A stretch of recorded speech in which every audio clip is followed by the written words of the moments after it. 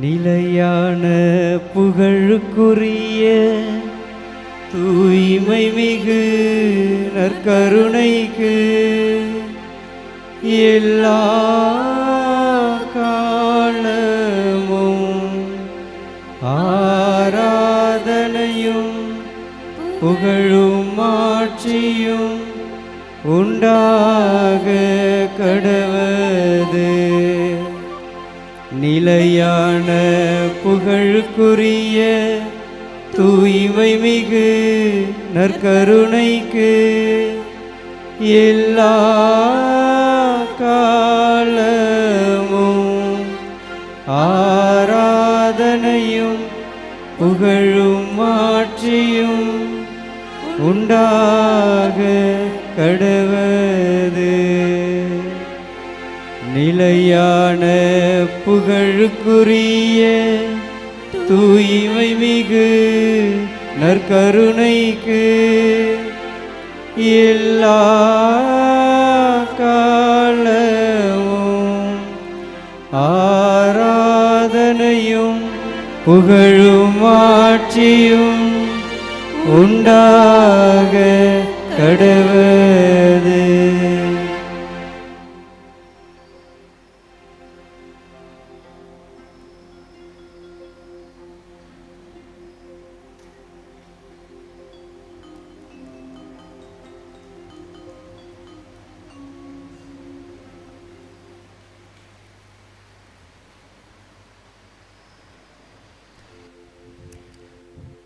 இயேசு கிறிஸ்துவுக்குள் என் உடன் பிறந்த சகோதர சகோதரிகளே, அனைவருக்கும் இனிய மாலை வணக்கங்கள். இந்த மாலை வேளையில் இறைவனோடு சில நிமிடங்கள் அவர் கூறுவதை கேட்கவும், அவர் செய்ததற்கு நன்றி சொல்லவும், அவர் செய்ய போவதற்கு நன்றி சொல்லவும், இன்னும் அதிகமாய் நம்முடைய உள்ளங்களில் நாம் விரும்பி கேட்கின்ற அனைத்து விதமான நலன்களையும் நாம் பெற்றுக்கொள்ளவும் இதோ இந்த வேலையானது ஒரு அருள் வேலையாக, ஒரு ஆசீர்வாதத்தை கொடுக்கின்ற வேலையாக இருக்கின்றது. இந்த வேளையில் சில நொடிகள் நம்முடைய கண்கள் ஆண்டவரை மட்டும் ஊற்று பார்க்கட்டும். இந்த திவ்ய நற்கருணையில் எழுந்தருளியிருக்கிற இந்த ஆண்டவரை சில நொடிகள் மௌனமாக நாம் உற்று பார்ப்போம்.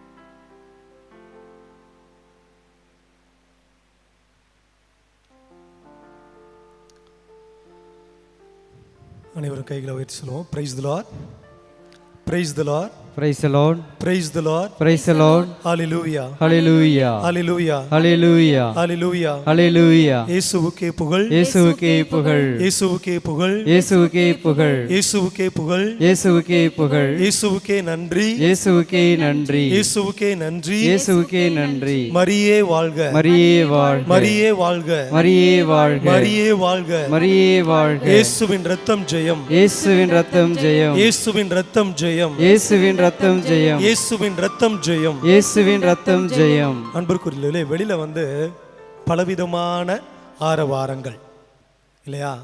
இந்த ஆலயத்திற்கு வெளியிலே பார்க்கின்ற பொழுது பலவிதமான ஆரவாரங்கள்.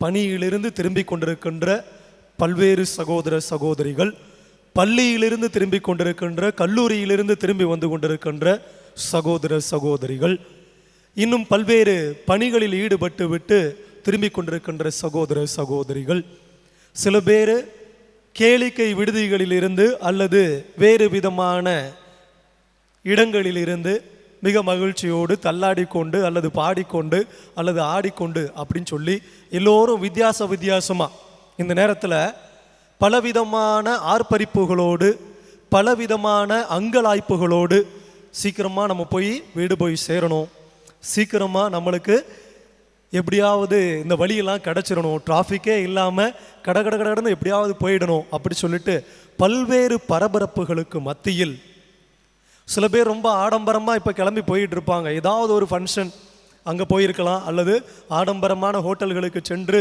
உணவருந்தி விட்டு வருவோம் அப்படி சொல்லி கிளம்பி அவங்க பாட்டு போயிட்டு இருப்பாங்க. சிற்றுண்டிகள் உண்பதற்காக சென்று கொண்டிருப்பார்கள். இன்னும் சில பேர் ஷிஃப்ட் மாறுவது, நைட் ஷிஃப்ட் இல்லைனா ஈவினிங் ஷிஃப்ட் அப்படி சொல்லிட்டு ஷிஃப்ட் மாறுவது, பலவிதமான அங்கலாய்ப்புகள் ஏதாவது ஒன்று ஓடிக்கிட்டே இருக்கும். அடுத்து இந்த 1 மணி நேரம் அல்லது இந்த அரை மணி நேரம் அல்லது இந்த ஒரு 2 மணி நேரம், ஏன்னா சில பேர் ஆராதனை முடித்தோடனையும் கிளம்பி போகலாம் அப்படி சொல்லி இருப்பாங்க. இல்லை இந்த ஆராதனையில் நல்ல வார்த்தைகள் சொன்னார்னா பரவாயில்ல உட்காருவோம், இல்லாட்டினா எழுந்திரிச்சு வெளியில் போயிட்டு சுற்றிட்டு வருவோம் அப்படின்னு சொல்லி சில பேர் இருப்பாங்க. அப்புறம் ஒரு சில பேர் திருப்பலியில் மட்டும் கலந்துக்கிட்டால் போதும், இதில் கலந்துக்க வேண்டாம்னு சொல்லியிருப்பாங்க. இப்படிப்பட்ட பல்வேறு விதமான எண்ணங்களூடாக நாம் இருக்கின்ற பொழுது இதில் சில பேர், இங்கே இருக்கின்ற நாம் எல்லோரும் இதில் சில பேர் இப்பொழுது கருத்து ஒன்றி நம்முடைய கருத்துக்கள் அனைத்தும் எண்ணங்கள் அனைத்தும் எந்த ஒரு சிதறலும் இல்லாமல், இதோ என் ஆண்டவர் என்னோடு பேசுகிறார், அவரோடு நான் பேச இருக்கிறேன், அவருடைய குரலுக்கு நான் செவிமடுத்து அவர் சொல்லுவதை நான் கேட்டு என்னுடைய வாழ்வாக்க வந்திருக்கிறேன். அப்படி வாழ்வாக்குகின்ற பட்சத்தில் எனக்கு கிடைக்கக்கூடிய நன்மைகள் பற்பல. அதற்காக கடவுளை நான் புகழ வேண்டும். எத்தனையோ விதங்களில் என்னை பாதுகாத்து பராமரித்து வந்திருக்கின்ற இந்த தேவனுக்கு நான் நன்றி புகழ் சாற்ற வேண்டும் அப்படின்னு சொல்லி நிறைய பேருடைய எண்ணங்களாக இருக்கலாம். அல்லது எதையாவது கவலைகளை பற்றிய எண்ணங்களாக இருக்கலாம். வீட்டை பற்றியோ கணவனை பற்றியோ மனைவியை பற்றியோ பிள்ளைகளை பற்றியோ எல்லா எண்ணங்களும் இப்போ தான் சுழண்டு அடிச்சு இந்த நேரத்தில் இவரை பார்க்காதப்பா, என்னையை பற்றி யோசிச்சுக்கிட்டே இரு, உன்னுடைய நோயை பற்றி யோசிச்சுக்கிட்டே இரு, இந்த கடவுள் உன்னைய குணமாக்க மாட்டேங்கிறாரு, உன் கடன் சுமை இருக்குது நீ அதை பற்றி யோசிச்சுக்கிட்டே இரு, இந்த கடவுள் உன்னுடைய கடன் சுமையை போக்க மாட்டேங்கிறாரு, உன் கணவனுக்கும் மனைவிக்கு இடையில சண்டை சச்சரவாக இருந்துக்கிட்டே இருக்குது, உனக்கு அந்த பிரச்சனை இருந்துக்கிட்டே இருக்குது, கடவுள் இதை போக்க மாட்டேங்கிறாரு, அதையே நினச்சிக்கிட்டு. வீட்டில் வேறு விதமான பிரச்சனைகள்லாம், குடி பிரச்சனைகள் இருக்குது, வேலைவாய்ப்பு பிரச்சனைகள் இருக்குது, தொழில் சம்பந்தப்பட்ட பிரச்சனைகள் இருக்குது, அதையே நீ நினச்சிக்கிட்டு இந்த கடவுளை பற்றி யோசிக்காத, இந்த கடவுளை பற்றி சிந்திக்காத, ஏன்னா அந்த கடவுள் ஒன்றும் செய்ய மாட்டேங்கிறாரு அப்படி சொல்லி இன்னும் பலவிதமான வகைகளில் இந்த சாத்தான் என்ன பண்ணிகிட்டு இருக்கோம், நம்மளை சோதிச்சுக்கிட்டே இருக்கும். ஆலயத்துக்குள்ளே வந்தாலும் சரி, சில நேரங்களில் சோதிச்சுக்கிட்டே இருக்கும். அன்பிற்குரியவர்களே, அந்த சோதனைக்கெல்லாம் நாம் இடம் கொடுக்காமல், சோதனையை சாத்தான் கொடுக்க முடியும், ஆனால் அந்த சோதனைக்கு ஆம் என்று சொல்வதும் இல்லை என்று சொல்வதும் யார் கையில் இருக்கிறது? யார் கையில் இருக்கிறது? நம் கையில் இருக்கிறது. சாத்தான் சோதனையை விதவிதமாக உண்டு பண்ணிட்டு இருக்கோம். ஃபோன் வரும், அல்லது வேறு விதமான சிந்தனைகள், வீட்டை பற்றி சிந்தனைகள் வரும், அல்லது கஷ்டத்தை பற்றிய சிந்தனைகள் வரும், அல்லது கல்வியை பற்றிய சிந்தனைகள் வரும், அல்லது வேறு விதமான எண்ணங்கள், ஒரு விதமான ஆசைகள் தோன்றும். இந்த நேரத்தில் கூட ஆசைகளை தூண்டி எழுப்போம்.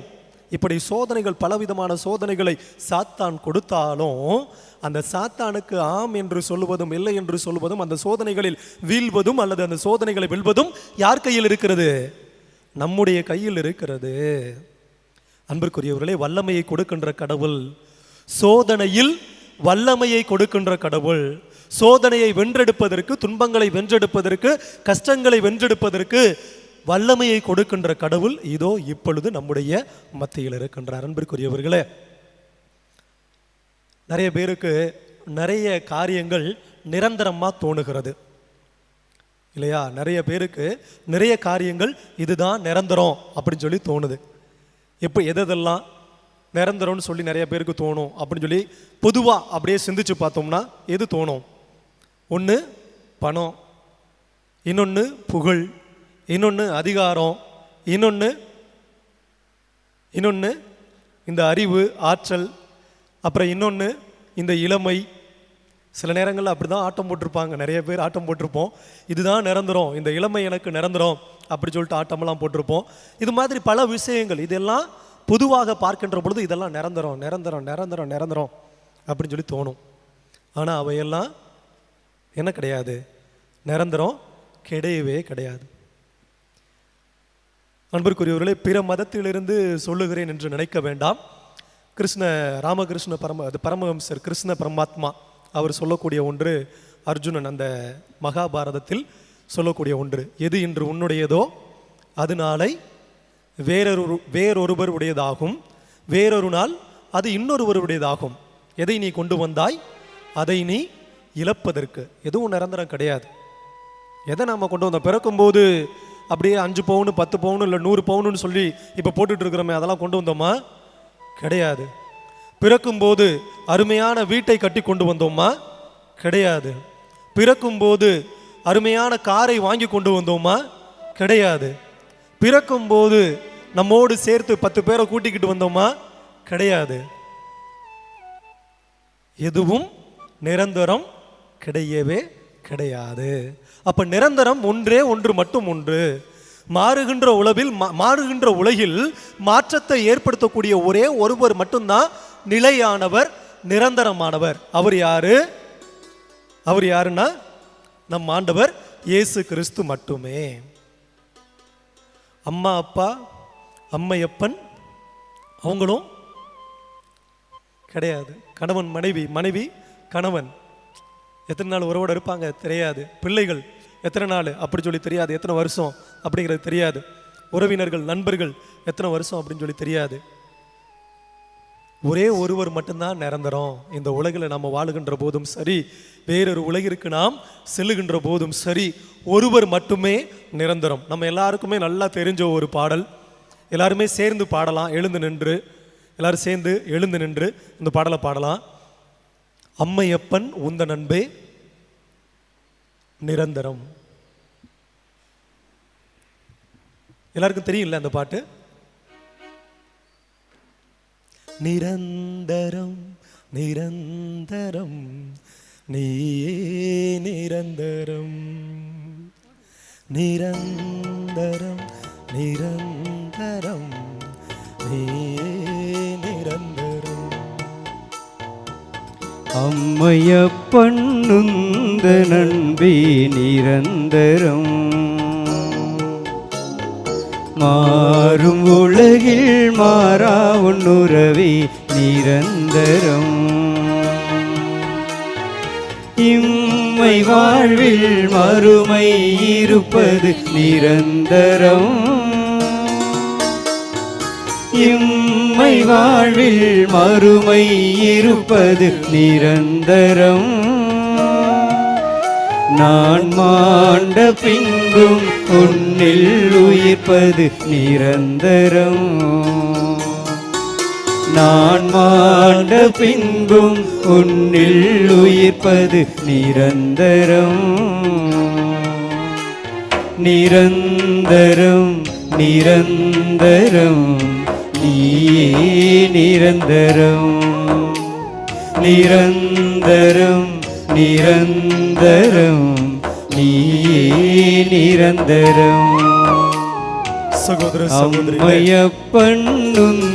கருவில் நாம் உருவாகுவதற்கு முன்பாகவே நம்மை தெரிந்திருந்த இந்த கடவுள் தான் எப்போதும் நிரந்தரமானவராக,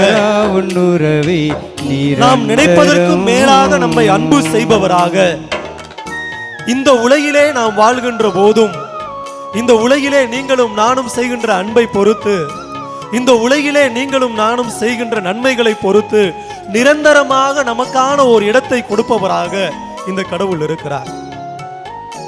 எது வேணாலும் நம்மளுக்கு நினைச்சுக்கிட்டு இருக்கலாம். இந்த உலகத்துல வாழுகின்ற பொழுது இந்த வேலை கிடைச்சிருச்சுன்னா எனக்கு நிம்மதி கிடைச்சிரும், அது நிரந்தரமா தங்கிடும். இந்த கணவர் கிடைச்சிட்டாருன்னா, இந்த மனைவி கிடைச்சிட்டாருன்னா எனக்கு நிம்மதி கிடைச்சிரும், மகிழ்ச்சி கிடைச்சிடும், அது நிரந்தரமா என்னோட தங்கிடும். இவ்வளவு பணம் இருந்துச்சுன்னா எனக்கு அந்த நிம்மதி கிடைச்சிடும், சந்தோஷம் கிடைச்சிடும், எனக்கு அது நிம்மதி, அது நிரந்தரமா என்னோட தங்கிடும். எனக்கு இப்படிப்பட்ட ஒரு அறிவாற்றல் கிடைச்சிச்சுன்னா, இப்படிப்பட்ட ஒரு அதிகாரம் கிடைச்சிச்சுன்னா எனக்கு இந்த வாழ்க்கை நிரந்தரமாகிவிடும், நிலையானதாகிவிடும், அதனால எனக்கு மகிழ்ச்சி கிடைச்சிடும், சந்தோஷம் கிடைச்சிடும் அப்படின்னு சொல்லி நம்ம நினைச்சுக்கிட்டு இருக்கின்ற பொழுது செகண்ட், நிறைய பேருடைய வாழ்க்கையில் நம்ம பார்த்துருப்போம், செகண்ட்ல அது எல்லாமே மாறி போயிடும். நல்ல அறிவாற்றல் மிக்கவராக இருப்பாங்க, நல்ல பேச்சாற்றல் மிக்கவராக இருப்பாங்க, ஒரு டைம் பார்த்தோம்னா பொசுக்கணும், அப்படியே இழுத்துக்கும், எதுவும் பேச முடியாது.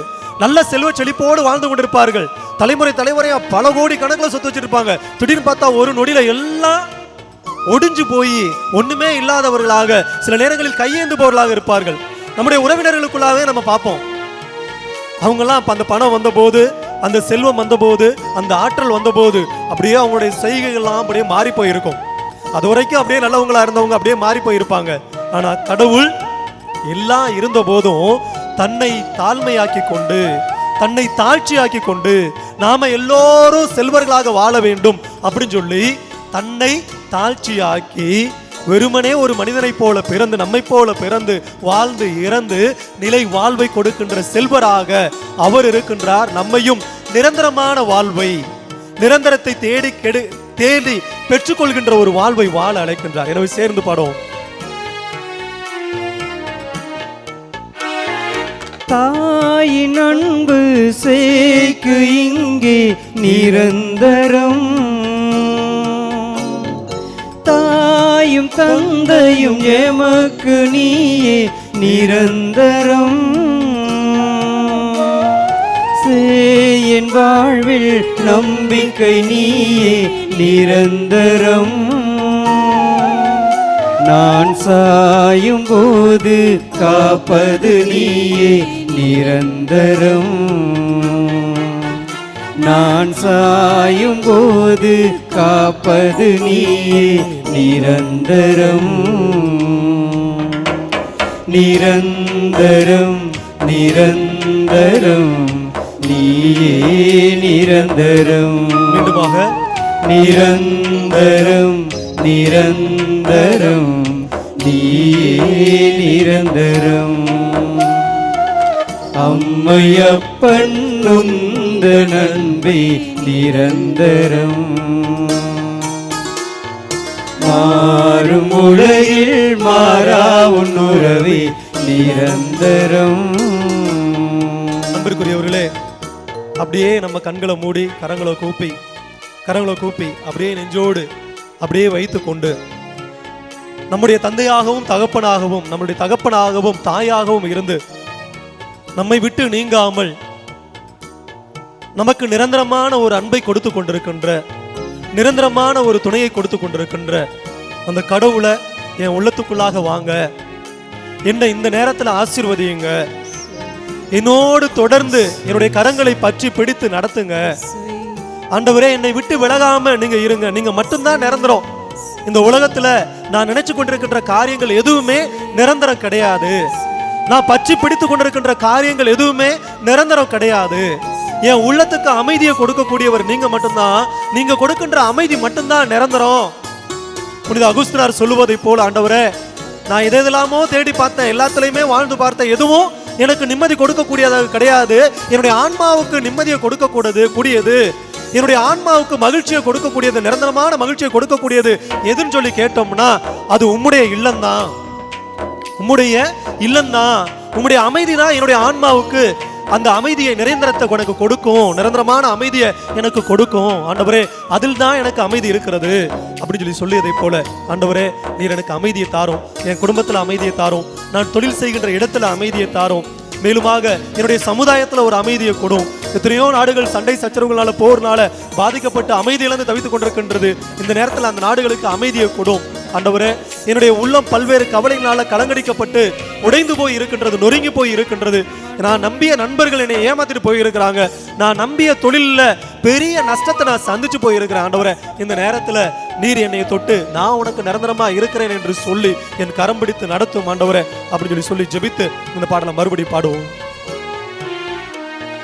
செல்வங்கள் கொணரும் இன்பத்தில் இல்லை நிரந்தரம். பதவியும் புகழும் தருவது இல்லை நிரந்தரம். நிலை வாழ்வு என்னும் நிஜமான நீயே நிரந்தரம். அதன் விலையாக என்னை நீ உன்னில் இணைப்பாய் நிரந்தரம்.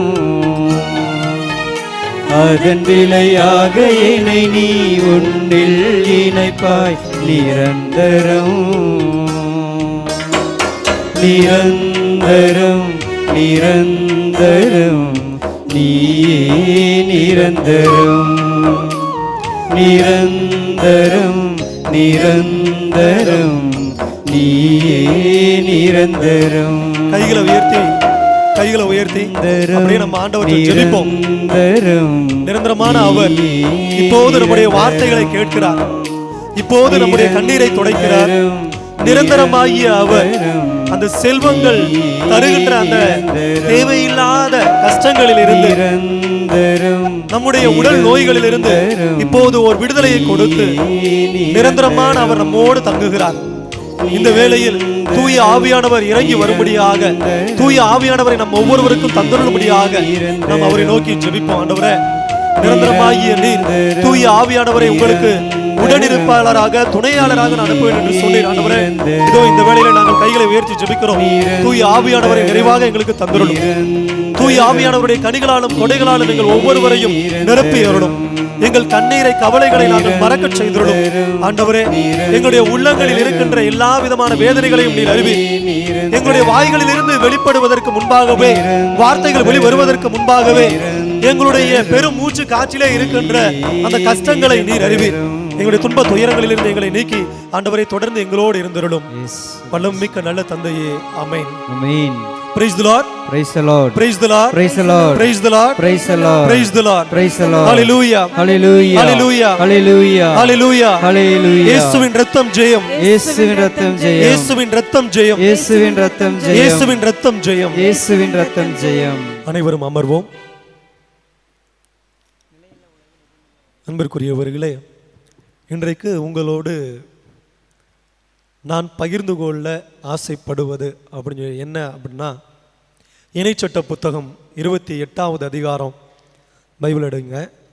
இணைச்சட்ட புத்தகம் 28வது அதிகாரம் 1 to 7 முடிய உள்ள இறை வார்த்தைகள். இணைச்சட்ட புத்தகம் 28வது அதிகாரம் 1 to 7 வரை உள்ள இறை வார்த்தைகள்.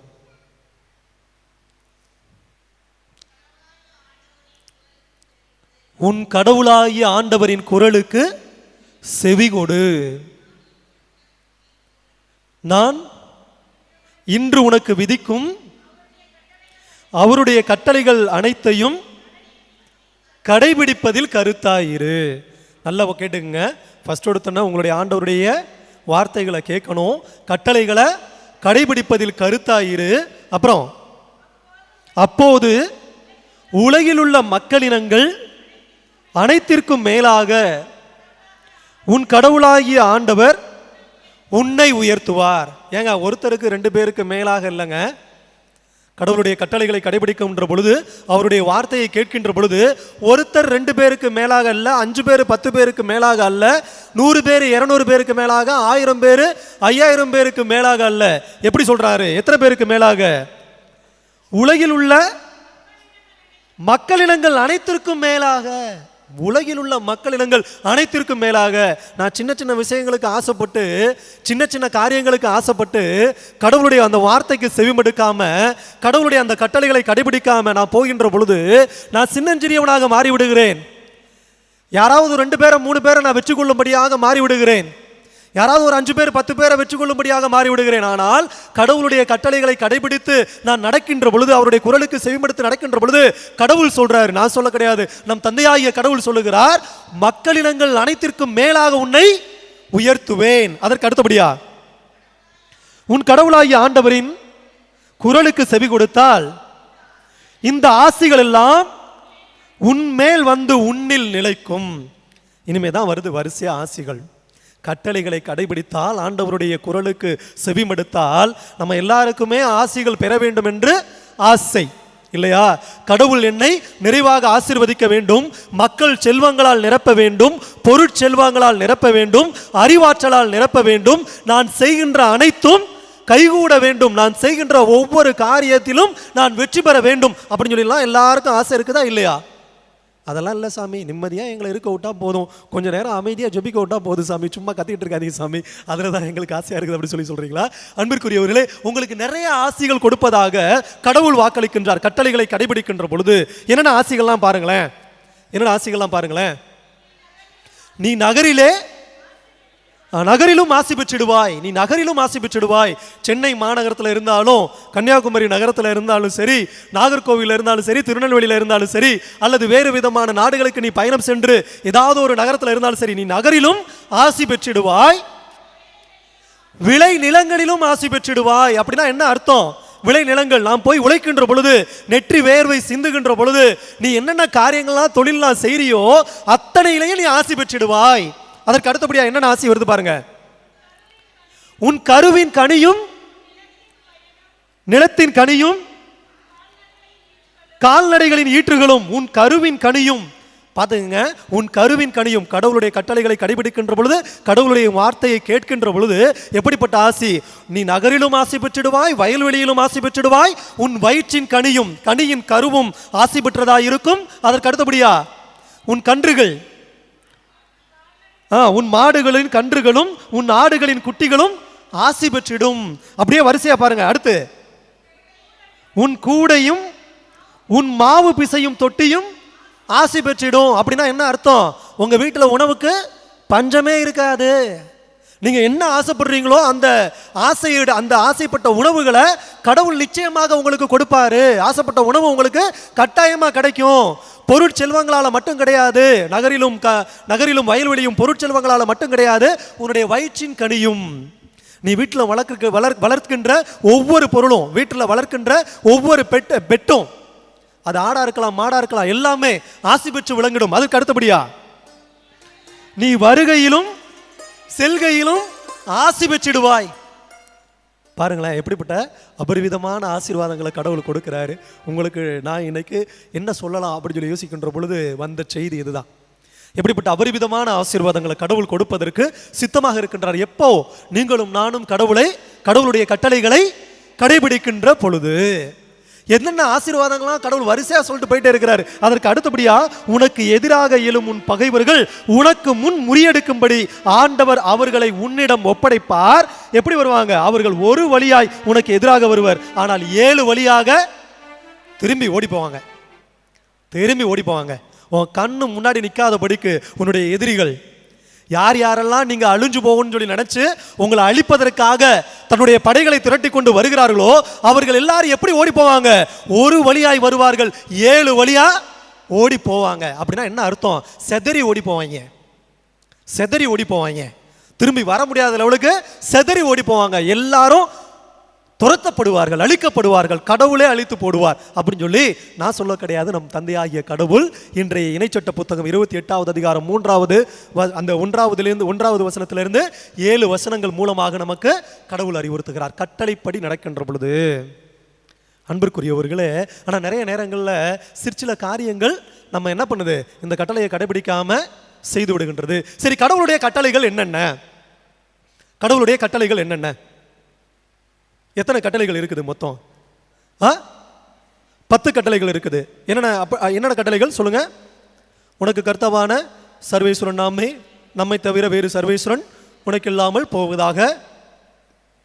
அப்புறம் சர்வேஸ்வரனுடைய நாமத்தினை வீணாக சொல்லாதிருப்பாயாக. அப்புறம் புரியல. திருநாட்களை பரிசுத்தமாய் அனுசரிக்க மறவாதிருப்பாயாக. பிதாவையும் மாதாவையும் சங்கித்திருப்பாயாக. சரி, இது எல்லாமே சங்கித்திருப்பாயாக அப்படின்னு சொல்லிக்கிட்டு வந்திருக்குது. அப்படின்னா என்ன அர்த்தம்? முதல்ல உன் கடவுளாய் ஆண்டவர் நாமே, நம்மை தவிர வேறு எந்த கடவுளும் கிடையவே கிடையாது. அன்பிற்குரியவர்களே, நிறைய நேரங்களில் நமக்கு கடவுளர்கள் மாறிக்கொண்டே இருக்கிறார்கள். இந்த தந்தையாகிய கடவுளை விட்டுவிட்டு பல்வேறு தெய்வங்களை வழிபடுகிறவர்களாக, பல்வேறு பொருட்களை தெய்வங்களாக கொள்ளுகிறவர்களாக நாம் சில நேரங்களில் மாறிவிடுகின்றோம், அல்லது நம்மை நாமே தெய்வங்களாக உயர்த்தி கொள்ளுகிறோம் இல்லையா?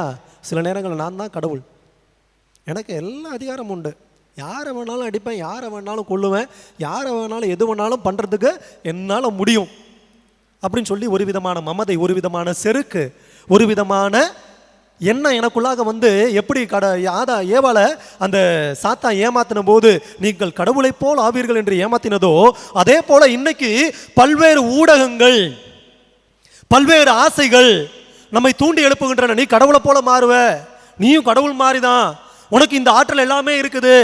நிறைய பேர் சொல்லிட்டு தெரிவாங்க, உங்களை ஏமாத்தவும் பார்ப்பாங்க. அன்பிற்குரியவர்களே, உன் கடவுளாய் ஆண்டவர் நாமே, நம்மை தவிர வேறு கடவுள் எதுவுமே கிடையவே கிடையாது. அப்படின்னா ஒரே கடவுளை நீ விசுவசி, ஒரே கடவுளை நீ நம்பு. இரண்டாவது, கடவுளுடைய பேரை வீணாக சொல்லாதிருப்பாயாக. அவருடைய பரிசுத்த நாமம் அது உங்களுடைய பெயர் என்னுடைய பெயரை போல சாதாரண ஒரு பெயர் கிடையாது, அது மிகவும் தூய்மையான ஒரு பெயர். கடவுளுடைய நாமம் என்பது தூய்மையான ஒரு பெயர். அவர் எல்லாவற்றிற்கும் தூய்மையானவராக ஆதி காரணமாக அவர் இருக்கிறார். அப்படிங்கும் போது நீங்களும் நானும் ஒரு சிறு பிரஜை, அவருடைய பேரை தேவையில்லாம பயன்படுத்த கூடவே கூடாது.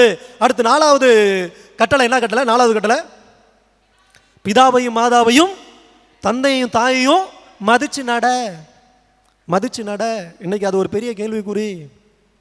தந்தையும் தாயும் மதிச்சு நடன்னா அவங்க என்ன சொல்றது, நான் என்ன கேட்கறது? நீ எல்லாம் ஓல்டு, நீ எல்லாம் அந்த காலம், நான் இந்த காலம், ஐ எம் 20K, நீ எல்லாம் 80s இல்லை பின்னாடி அப்படியே சொல்லுவாங்க, நீ எல்லாம் 50, 40, 30 அப்போ பிறந்தது, இப்போ சும்மா சொல்லிட்டு இருக்கிற பழையது, நீ எல்லாம் பழசு, நீ சொல்கிறது நான் எதுக்கு கேட்கணும்? எனக்கு இன்னைக்கு இதெல்லாம் தெரியும் தெரியுமா? எனக்கு இதெல்லாம் தெரியும் தெரியுமா?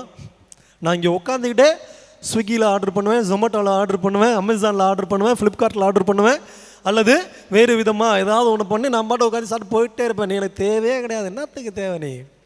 சம்டைம்ஸ் இல்லையா? பிதாவையும் மாதாவையும் சங்கிதிருப்பாயாக, மதித்து நட. மதித்து நடக்கலனா சீராக்கின் ஞானம் புத்தகத்தில் சொல்லப்படுகின்றது, தாயை சினமூட்டுபவன் அழிந்து போவான், தந்தைக்கு சினமூட்டுபவனும் அவனுக்கு சாபம் அவனுடைய தலையின் மீது எப்போதும் அவனை விட்டு நீங்காது இருக்கும்.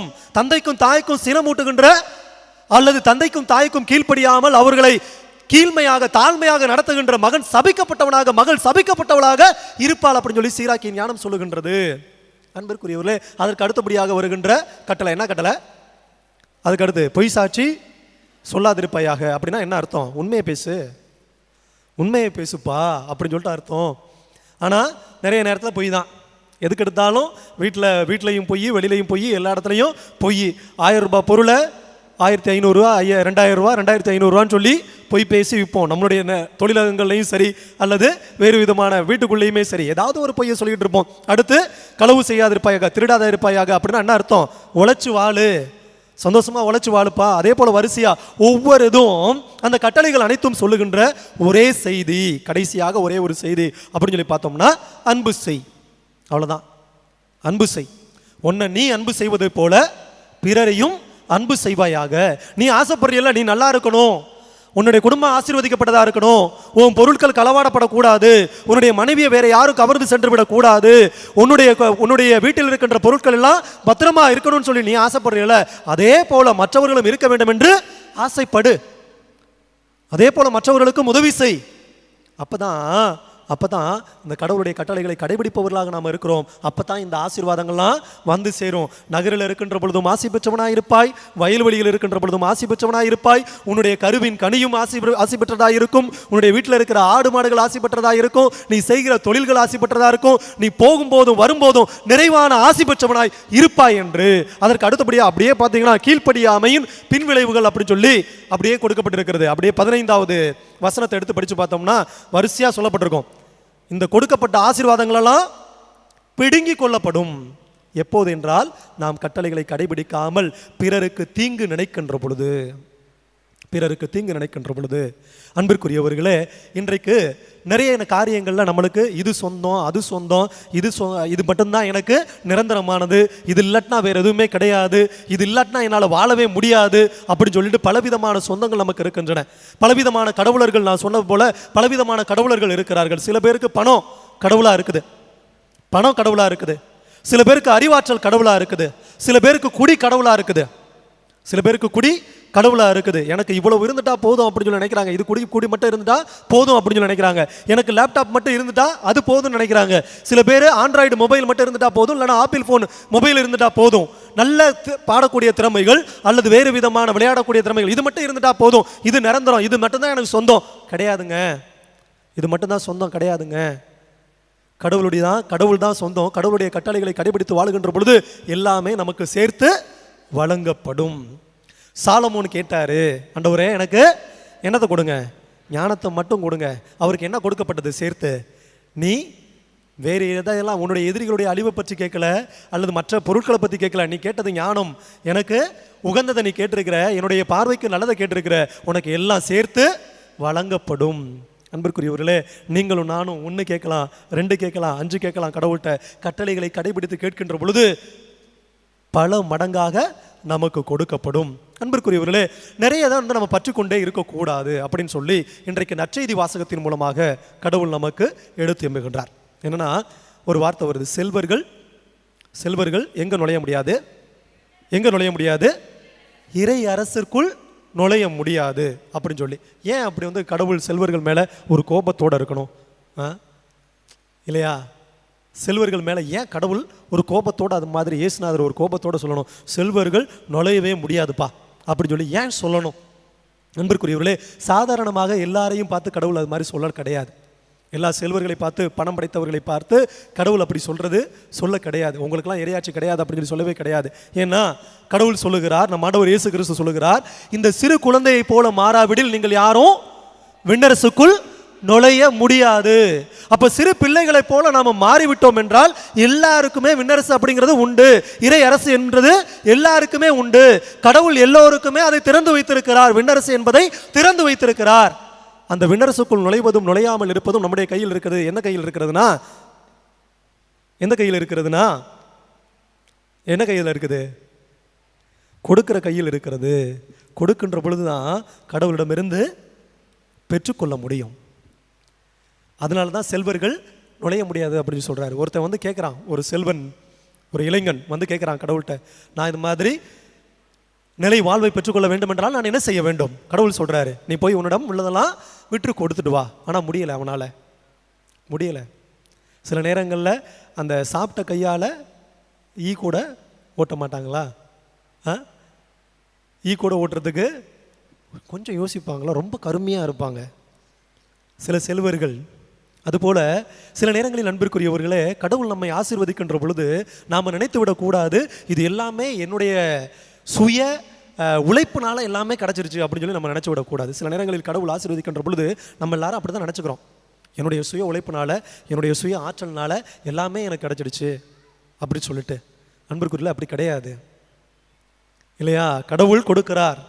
கடவுள் நம்முடைய உழைப்பிற்கு ஏற்ற ஊதியத்தை கொடுத்து கொண்டிருக்கிறார். கடவுள் அந்த வியர்வையை பார்க்கிறார். அந்த வியர்வையை பார்த்து அதை வளரச் செய்வது அவர்தான். நாம விதையை விதைச்சிட்டு வரலாம், ஆனா விதையை அரும்பி வளரச் செய்வது, அந்த விதைக்குள்ளான பலனை கொடுப்பது யார் கொடுக்கிறாரு? கடவுள் தான். இத்தனை மடங்கு இந்த விதைக்கு இத்தகைய பலனை கொடுக்க வேண்டும் என்று கொடுத்து கொண்டிருக்கிறார். அதே போல நாம் செய்கின்ற செயல்களுக்கு ஏற்ப செல்வந்தர்களாக இருக்கின்ற நாம இப்படி கொடுக்கின்ற பொழுதுதான் இன்னும் அதிகமாக கடவுள் அமுக்கி குலுக்கி சரிந்து விழும்படி மடியில் கொட்டுவார். ஆனால் நிறைய நேரங்களில் அது கொடுப்பதற்கு மனசே வராது, ரொம்ப கஷ்டம். அன்பிற்குரியவர்களே, ஒரு பழமொழி உண்டு, ஒரு பாடலில் வருகின்ற வரிகள், குட்டியாடு தப்பி வந்தா குள்ளநரிக்கு சொந்தம், குள்ளநரி மாட்டிக்கிட்டா குறவனுக்கு சொந்தம், தட்டுக்கட்ட மனிதர் கண்ணில் பட்டதெல்லாம் சொந்தம், எண்ணி பார்க்கையில் உனக்கும் எனக்கும் 6 அடி தான் சொந்தம். இன்னைக்கு 6 அடி கூட சொந்தம் கிடையாது. கொண்டு போயிட்டு ஐயோ இடமே கிடையாதுப்பா அப்படி சொல்லிட்டு நெருப்பில் வச்சு எரிச்சு விட்டு சாம்பலாக கொண்டு வந்து போடக்கூடிய ஒரு இடம், ஒரு நிலைமை. அன்பிற்குரியவர்களே, எப்போதும் சொந்தமாக இருக்கக்கூடியவர் கடவுள் மட்டுமே. இந்த கடவுள் நிரந்தரமான வாழ்வை, நிறைவான ஆசிகளை நமக்கு கொடுப்பதற்கு அவர் சித்தமாக இருக்கிறார். எப்பொழுது என்றால் நாம் பிறருக்கு கொடுக்கின்ற பொழுது அப்படிங்கிறத இன்றைய நற்செய்தி வாசகத்தின் மூலமாக எடுத்து எம்புகிறார். செல்வர்களாக இருக்கலாம். செல்வர்கள்னா உடனே நீங்கள் உடனே நினைக்க வேண்டாம், அதானியா அம்பானியா இருந்தால் தான் செல்வர்னு சொல்லி கிடையாதுங்க. என்ன, ஒரு குளிர்ந்த தண்ணீர் கொஞ்சம் தண்ணி கொடுப்பதற்கு நாம் வந்து அதானியாவும் அம்பானியாவும் இருக்க வேண்டிய அவசியம் கிடையாது. ஒருவேளை உணவை பிறருக்கு பகிர்ந்து கொடுப்பதற்கு நாம் பெரிய டாடா பிர்லாவா இருக்க வேண்டிய அவசியம் கிடையாது. அதே போல ஒரு ட்ரெஸ்ஸை வாங்கி கொடுப்பதற்கு நாம் வந்து பெரிய பெரிய அரசியல்வாதிகளுடைய பிள்ளைகளாக 3000 கோடி 10,000 கோடி சொத்துக்கள் சேர்த்து வைத்தவர்களுடைய பேரன்களாக அல்லது பிள்ளைகளாக இருக்க வேண்டிய அவசியம் கிடையாது. மாறாக சாதாரணமாக நம்ம பார்க்கின்ற வேலையிலேயே நம்மளால் சிறிய உதவிகளை செய்ய முடியும். அவ்வாறு செய்கின்ற பொழுது நம்மளுக்கு விண்ணரசு நிச்சயம் என்ற நம்பிக்கையோடு அனைவரும் இணைந்து முழங்கால் படியிட்டு மாண்பியர் கீதத்தை பாடுவோம்.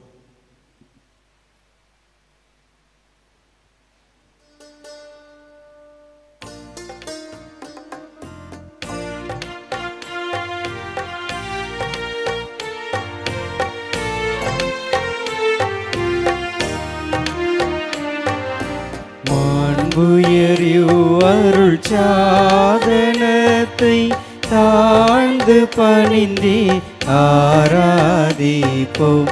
பழைய நியம முறைகள் அனைத்தும் இனி மறைந்து முடிவு பெறுக. புதிய நியம முறைகள் வருக. புலன்களாலே மனிதன் இதனை அறிய இயலா. குறைகள் நீக்க விசுவாசத்தின் உதவி பெறுக. பிதாவர்க்கும் சுதனிவர்க்கும் புகழ்ச்சியோடு வெற்றியார்க்கும். மீட்பின் பெருமை மகிமையோடு வலிமை வாழ்த்து யாவோம் ஆவர்.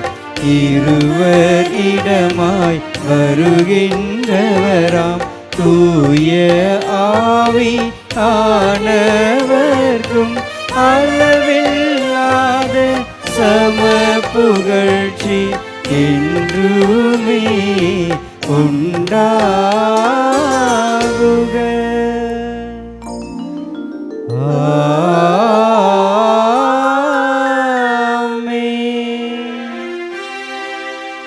மன்றாடுவோமாக. இறைவா, இந்த வியப்புக்குரிய அருளடையாளத்திலே உம்முடைய பாடுகளின் நினைவை எங்களுக்கு விட்டு சென்று உம் திருவுடல் திருரத்தம் ஆகியவற்றின் தூய மறைபொருளை வணங்கும் நாங்கள் உமது மீட்பின் பயனை இடைவிடாமல் துய்த்துணர்ந்து மகிழ அருள்வீராக.